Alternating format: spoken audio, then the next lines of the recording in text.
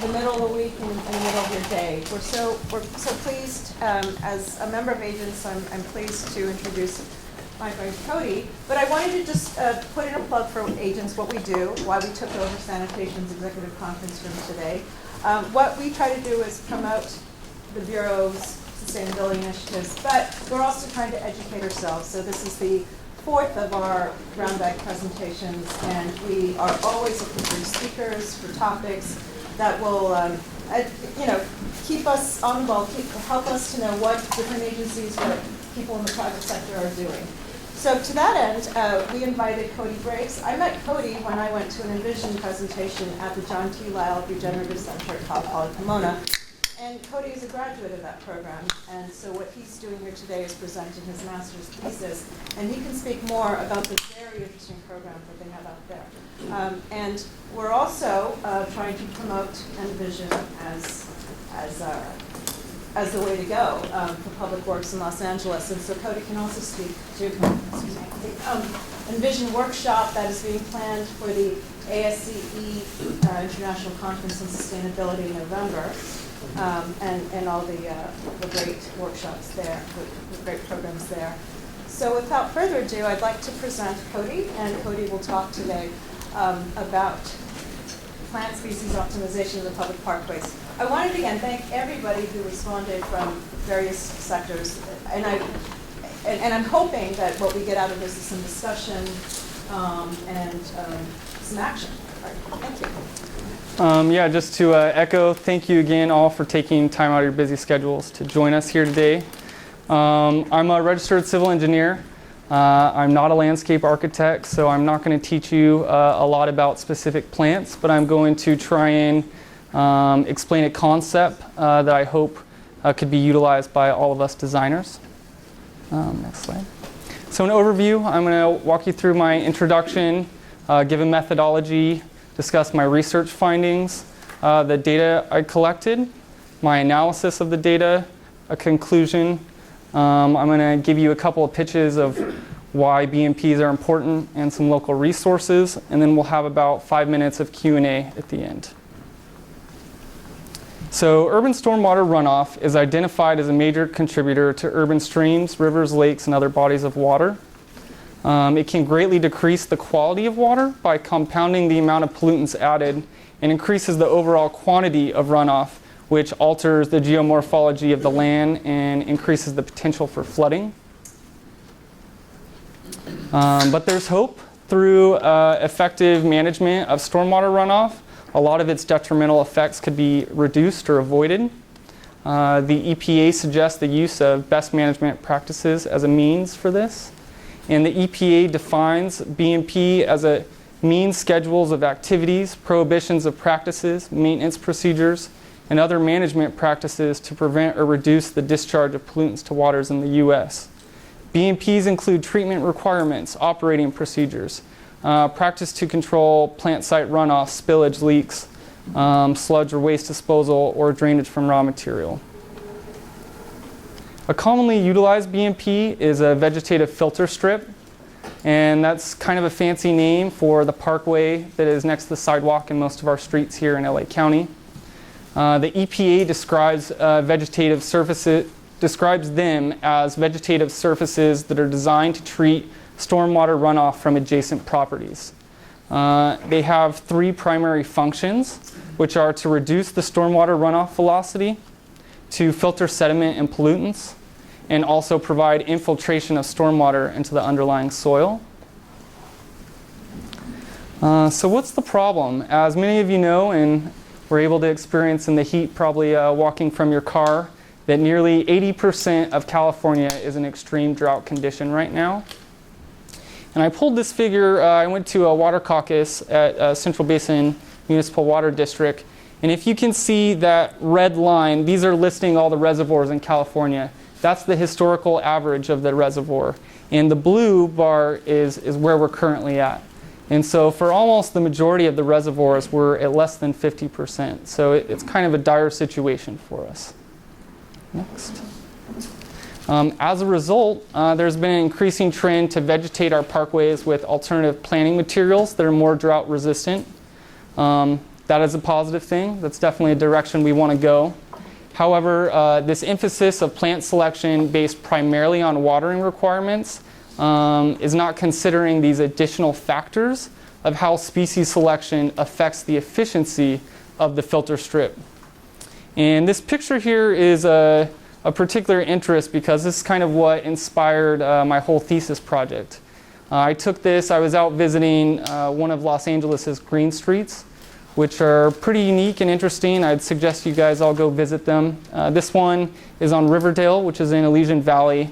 And what kind of stood out to me is I noticed that there was iceplant in the parkway. And I'd never seen that before.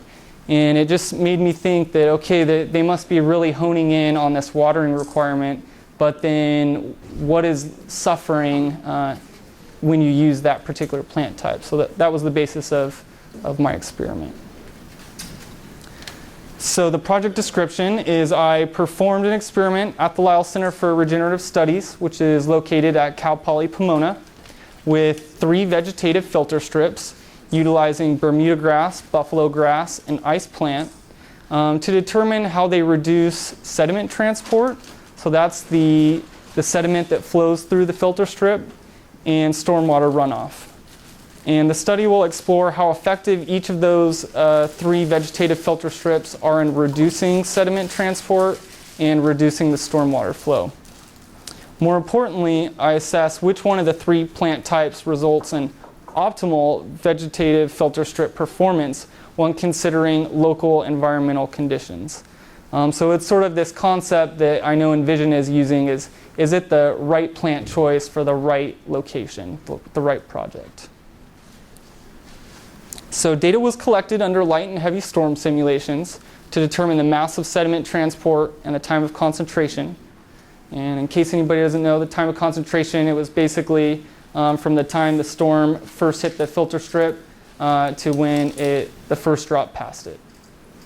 And I then performed an optimization algorithm to identify the optimal plant species for a vegetative filter strip, which considers the plant species watering requirements, the sediment transport reduction, and stormwater runoff reduction, all based on the location setting of a vegetative filter strip. Urban stormwater runoff can be harmful to the environment as a result of both its quality and quantity. The quality from runoff contaminates the receiving body of water, which can decrease the dissolved oxygen, total suspended solids, phosphorus, lead. And then the most impactful effect of runoff quantity is an increase in erosion caused by sediment transport. And sediment transport is defined by the movement of solid particles, typically due to a combination of the force of gravity or the movement of the fluid in which the sediment is entrained. And a significant impact of sediment transport is erosion. Erosion greatly reduces the productivity of our land's ecosystem in many ways, including the loss of organic matter. Additionally, sediment transport can result in channel changes, which will greatly affect the local flora and fauna in the body of water naturally served to interact with its surroundings. And this commonly creates conflicts between human development. And an instance of that is, considering PCH when you're driving up to Malibu after heavy rain events. That can tend to wash a lot of gravel and dirt onto the road and create problems for us. So what are the functions of vegetative filter strips? They primarily reduce stormwater runoff velocity, filter sediment and pollutants, provide infiltration of stormwater into the underlying soil, which in turn increases the groundwater recharge and also minimizes aquifer degradation. Now, there's several specifications of filter strips that affect their performance. I'm not going to go into the details, but just list a few of them. Soil and sediment characteristics, the length of the filter strip, its slope, the type of vegetation that you utilize, and the vegetation height. So for my experiment, the first of the 3 plants that I chose was bermudagrass. This is a very common grass utilized in a lot of residences around here, which means it often then flows into the parkway. You'll notice it's quite a dense vegetation with a broad leaf that is pretty jagged. And of note, it requires approximately 1 inch of water per week, so quite a lot. The second I used was UC Verde buffalograss, which this is a grass that was specifically bred to meet the need of the California's climate. And it has a deep root system. It looks very similar to bermudagrass. The leaves are maybe not quite as thick, not quite as rough, I would say. One of the differences, it can grow about 18 inches tall if you let it. However, you can just mow it like a typical grass. And I will say it does go dormant in winter, so that's something to consider. But the most important aspect of it is it requires a 1/4 inch of water per week. So that's 75% less water than bermudagrass, so a significant difference. And lastly, I studied trailing iceplant, the rose pink variety, as seen in that picture on the Riverdale Green Street. And this is a succulent plant that has this kind of smooth, broader shape. And it's a lot less dense. It tends to crawl a little bit, so the structure will affect how much sediment it's able to remove. And what's unique about this is it requires less than 8 inches of water per year. The construction, this is up at the Lyle Center. I built this device. As you can see, there's these 3 panels for the different vegetative filter strips.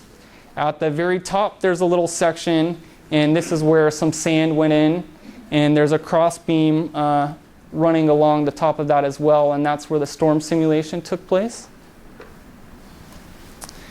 These are just kind of the dimensions. You'll note that my filter strip sizes were 3 feet wide by 6 feet long. In my studies, there was sort of a minimum size to have a filter strip be effective, and this adhered to that. And then about less than 2 feet of area for this sand mixture up top. And then the cross beam is 5 feet high, so that's where the storm simulation was taking place. Here's a picture of me surveying the slope. That person in the back was a classmate of mine who I can happily say a few years later became my wife. And the slope we measure to be about 4.16%. And this is, I think, within the design standards of allowable for street. It doesn't exceed that. So I think it's applicable to real-world aspects. And then just this picture here shows some of the drainage holes that I put in to get some of the weight out of the structure. And what you'll see here, so this is at the bottom of the filter strip. I created what I call like a runoff director structure, which was basically I was funneling the sediment and runoff into a condensed area so that it would overflow into the sieve here. The sieve catches particles that are 74 micrometers. In this first picture, you'll see there's a lot of chicken wire. During the process, I found that there were a lot of squirrels and chipmunks that were very voracious and loved my new plants. So that was a bit of a battle, but I won in the end. And here is how the plants were established. Unfortunately, there were kind of different methods. I purchased the bermudagrass in the form of sod, and so laid that in. For buffalograss, you had the option of either getting seed or you can buy it in the form of plugs. Because time was a factor for me, I wanted to graduate, I bought the plugs. And then I bought a few pallets of iceplant in a similar quantity of the plugs and kind of evenly spaced those out. And I allowed for 3 months for those plants to fully establish. So in the end, it was fully covered. I anticipate, the growth could have probably gotten a little denser if I had more time. And here's a picture of me running a storm simulation.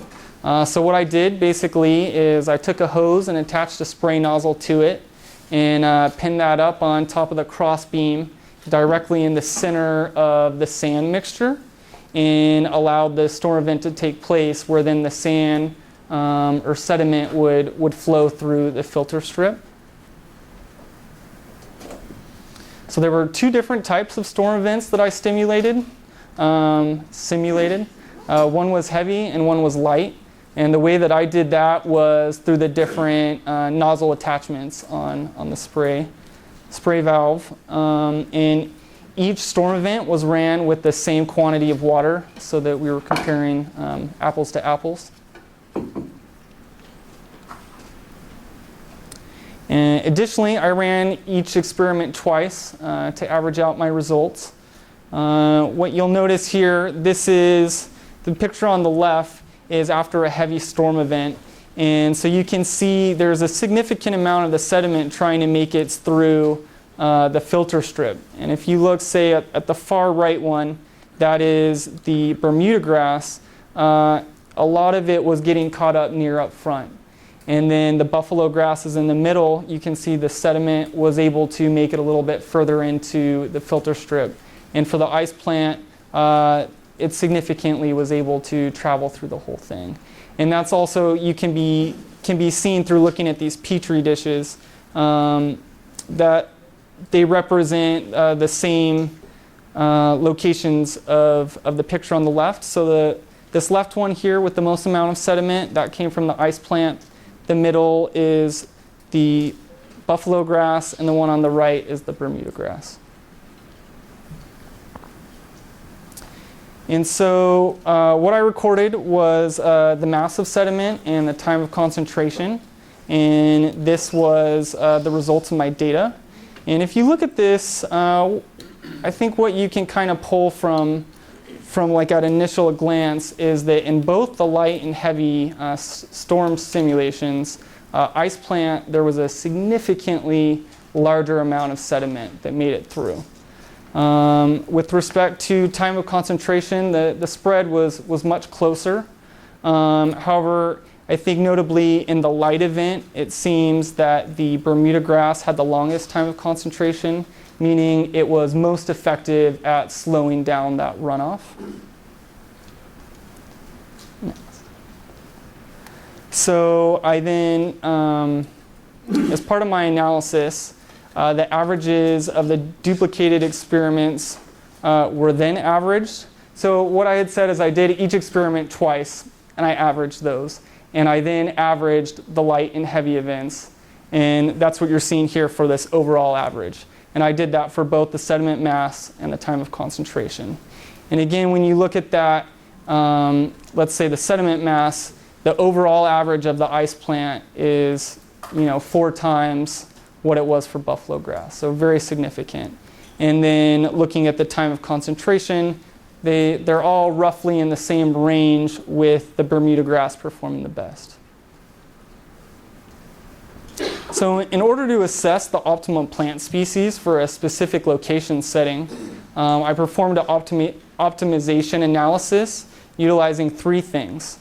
The quantities of the overall averages of the mass of sediment transport, averages of the time of concentration of runoff, and the plant species watering requirements. So now I'm going to walk you through my optimization. It can get a little heavy in the numbers, and I just ask you not to get bogged down on those specifics, but more focus on the general concept and how you can use this as a tool to weigh different factors in your local jurisdiction and see what the best plant choice is.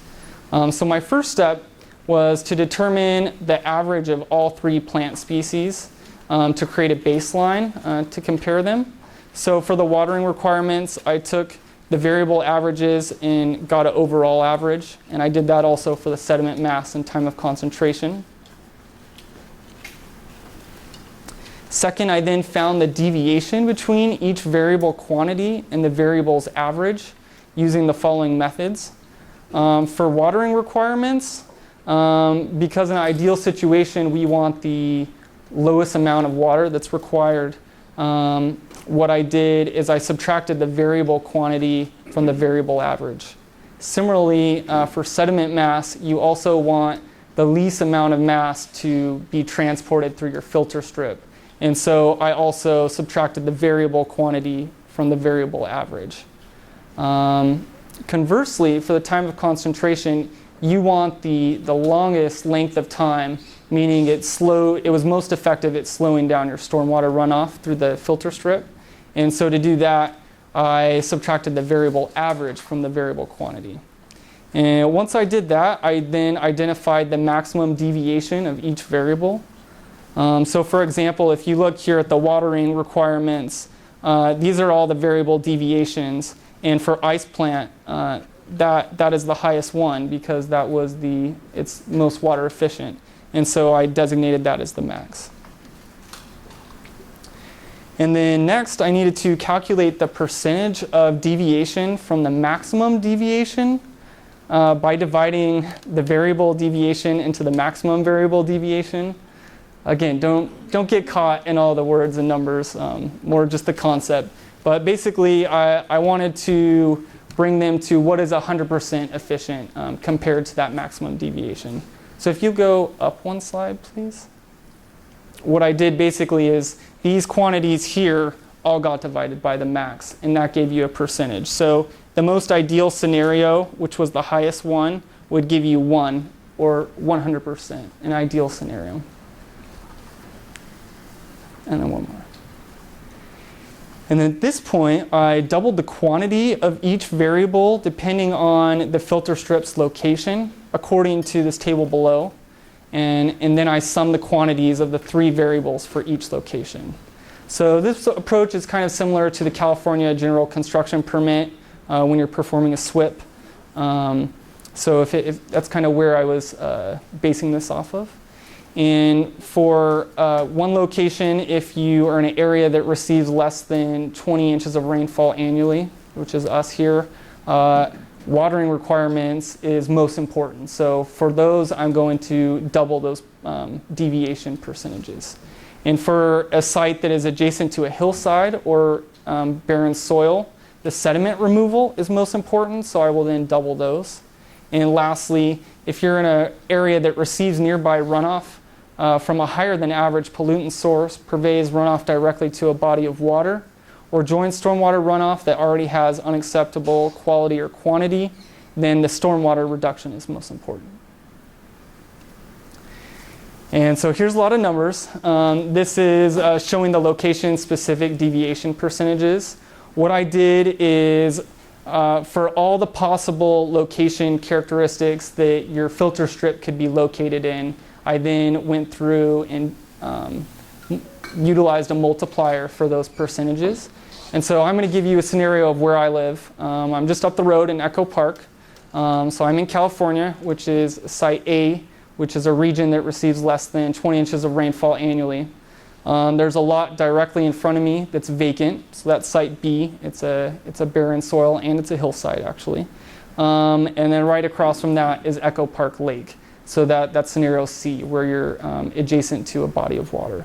So in that case, you're at the very bottom. You would be, my vegetative filter strip is in location A, B, C. And because for each of those A, B, and C, I'm going to multiply the deviation percentages times 2. And so I did that for all scenarios.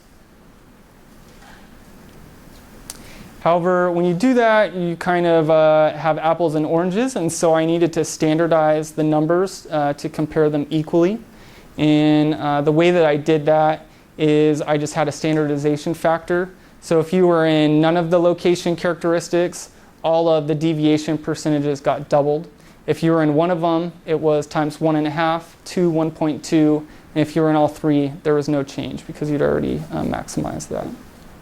And if you, this is kind of the final point. If you kind of look at the spread here, this is where I'm going to identify the highest number is the optimum plant choice and the lowest number the least. Next slide. And so I kind of put that into words for you.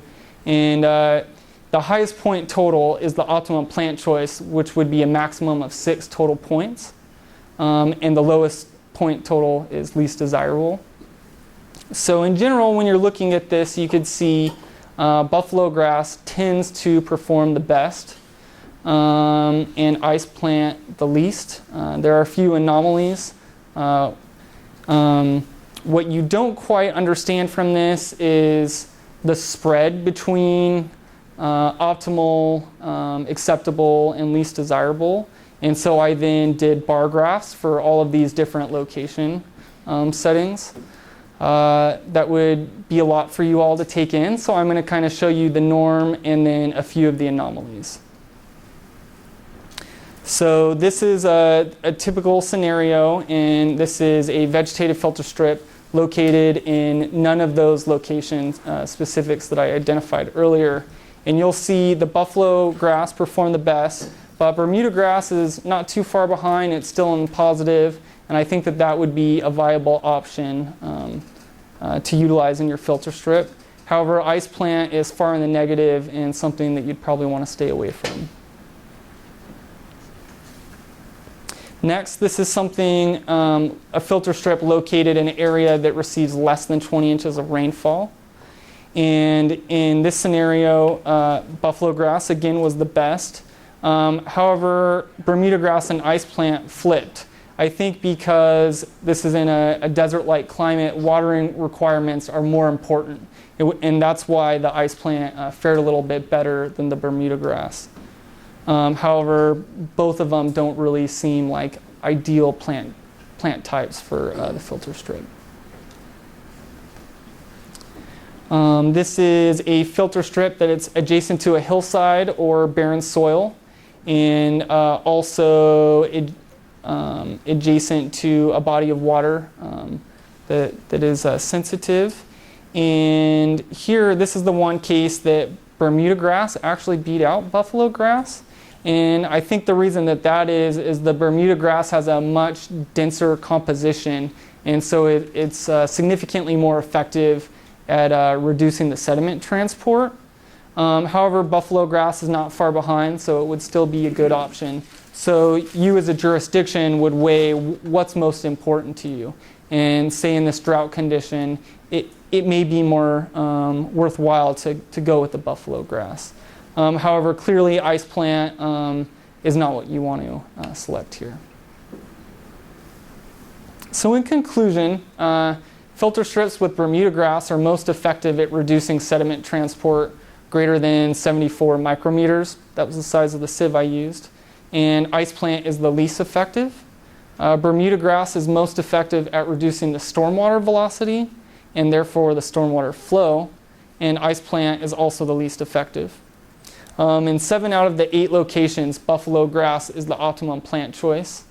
Bermudagrass, in 6 of the 8, it was acceptable, and iceplant was the least desirable in 7 of the 8. Did you compare the root mass of the 3 plants? Because I think buffalograss has a more extensive depth of rooting versus the other 2, and that might attribute to the results as well. Absolutely. I think in this next slide here, in a few slides I'll mention that. I did not do that, but I think that's a great opportunity for future study. So in conclusion, what does this mean for us? Basically, I'm wanting to get across to designers that we need to not just focus on watering requirements in the time of drought, because these filter strips serve many, many purposes, and that we should look at different factors and in particular kind of assess if there are sensitive environmental conditions that may outweigh other considerations. So further possibilities of study, if somebody were to expand on my experiment, is to look at the impact of root composition, the vegetation density, or perhaps the plant surface area. You could test it in different manners, possibly use natural rainfall or advanced stormwater simulations. You could do it on different filter strip slopes or varying filter strip dimensions. But what's most important, I think, for us here in this room is some additional optimization factors to consider, such as the plant durability, the plant aesthetics, the maintenance, and other specific location characteristics, such as if there's a microclimate or a particular type of soil in a certain area. And so now I just have a couple of comments of good practices for filter strips. One of which is that there's a minimum 18-inch wide alighting convenience strip is required to allow for proper ingress and egress. Typically, this convenience strip does require an A or B permit, or possibly a revocable permit, so that should be noted. And here's just some facts to continue to encourage us as practitioners to continue to use BMPs and vegetative filter strips. Nearly 40% of the county's needs for cleaning polluted runoff could be met by low-impact development projects on existing lands. I'm sorry, Rosemead, yeah, they just did a wonderful job. The city of West Hollywood, right where the Target is on La Brea, did a fantastic job utilizing low-impact development. They have bioswales and a lot of native plants. So people are getting it, it's catching on. I think Wilbur Street is also done in the valley just recently. Okay, fantastic. Yes, sir. In preparation for this analysis, or since it was completed, have you run across any other individuals or groups that have done similar comparative studies as far as these different types of polys of different plantings? I had not. So there was a slide that I had where I was talking about the different specifications, such as the slope or the area. A lot of things were really focusing on one aspect. And so that's mainly what I've been seeing is people will just study water requirements or just study sediment transport or root composition. But I really haven't found something that's pulling it all together to kind of have a more holistic approach of understanding what this means for the local ecosystem. Yes? Thank you for your presentation. One of the take-homes I get from it, it seems that even more important than the plant selection might be the plant establishment period, because it seems like, your sod was already pretty well established and your ice plant were just plugs. And I wonder if the experiment was to be done, later on, if you had a mat of ice plant instead of plugs, if it would have had very different results. Absolutely. Another aspect of this, or one component that can be tested too, is the type of soil media that you use with your plants. I know there's an experiment going on that LA Sanitation and DWP is doing in coordination with a Renew It team of universities to study different types of geomedia and their effect on treating stormwater as well. So we're not just thinking about the plants, but what they're growing in that might actually act as a mechanism for treatment. Yeah, that's very interesting. I definitely, I took out a few things that were very thesis-oriented for this. I was trying to make it more applicable to professionals in the working world. And looking at soil, different soil compositions and the root, and these things I think are all very valuable tools that could be considered. And 100% the 3 months plant establishment was probably not ideal. However, I felt that they were grown in enough to get a good understanding of the data and get a feel of where things were headed. If the experiments were to be repeated, ideally, they could continue to establish a little bit longer. Or if you measure plant density along, as opposed to the amount of water. Absolutely. I think there's just, in terms of doing a thesis and experiment, you have to put a box around certain things because there really is an infinite number of variables that I could test, and you just have to limit and focus on a certain set. These are all wonderful ideas. Would a mixture of decomposed granite and buffalograss in the parkway help the buffalograss to better deter sediment transport? No. Yeah, I was going to say I'd open that up to somebody else. Well, number one, decomposed granite would inhibit the growth of buffalograss. Number two, decomposed granite is very corrosive, so it would probably increase the sediment transport. Infiltration. And the infiltration would be very low. But good, I like where you're thinking. Yes, sir. As an engineer, do you have any engineering solutions for swales? And like how would, I mean, we are probably good at the planting material, but in terms of like, okay, the structure of it, what's underneath, how deep is the gravel?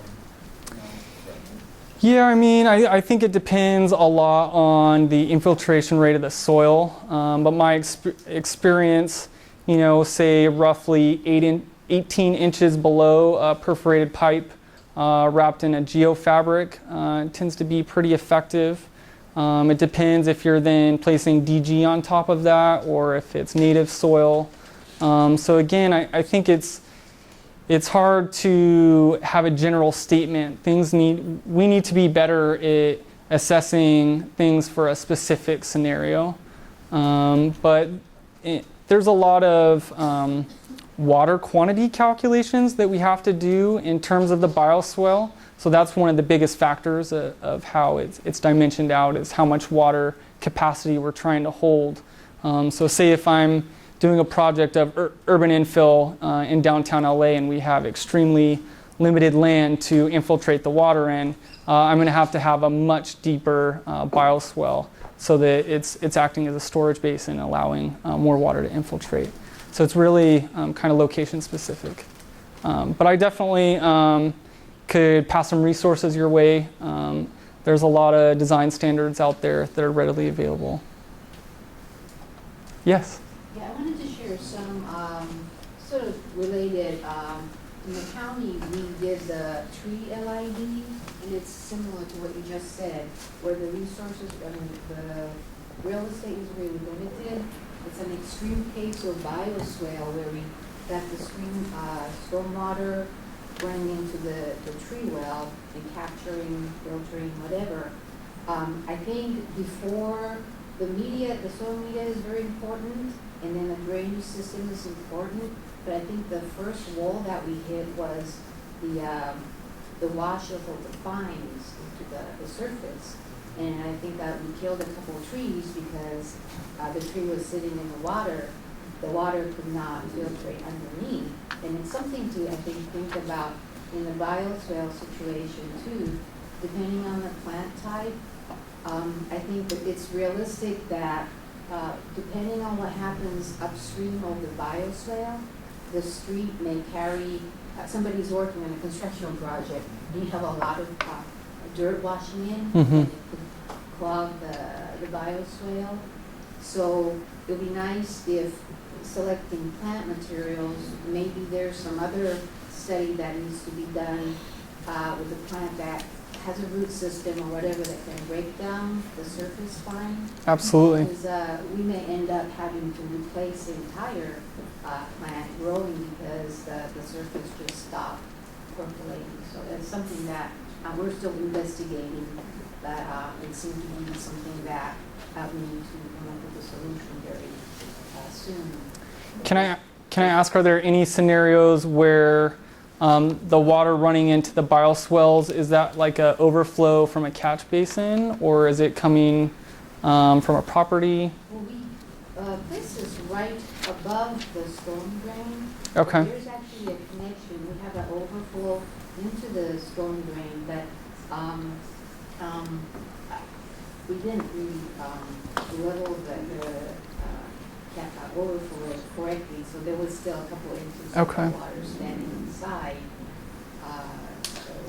But it's very unpredictable how much water goes into these bioswale, because we had one location, we had a resident with the lawn with a steep slope, and I think she's watering it every single day. So it's stuff that you can't really predict. It's not the street runoff, but it's whatever comes from the residential side too. I mean, my initial little band-aid to that would be is if you do have a catch basin, is you could consider a catch basin insert, which would trap a lot of those fines. However, you then have O&M issues and funding for that as well. So it's a trade-off as to what to do. Most B&P design standards usually feature some sort of sediment trap or bays or feature at the beginning of them anyway. So I think it's not an unknown thing. It's pretty standard in all the B&P literature, things that I've seen. Yes, sir? At Food Services, we've been experimenting with a lot of things, and that is a very valid point also. We are trying a lot of different things, like even hard surfaces where we're not counting on sanitation or vacuum. But as far as planting of mechanical means like gravel and stuff, siltation has always been a huge problem for us.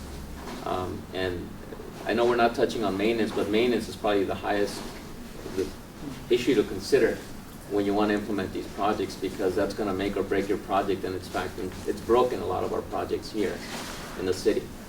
I think the project you were talking about, just as it's on 11th and Grand, if you guys want to see one that's being maintained on a private side.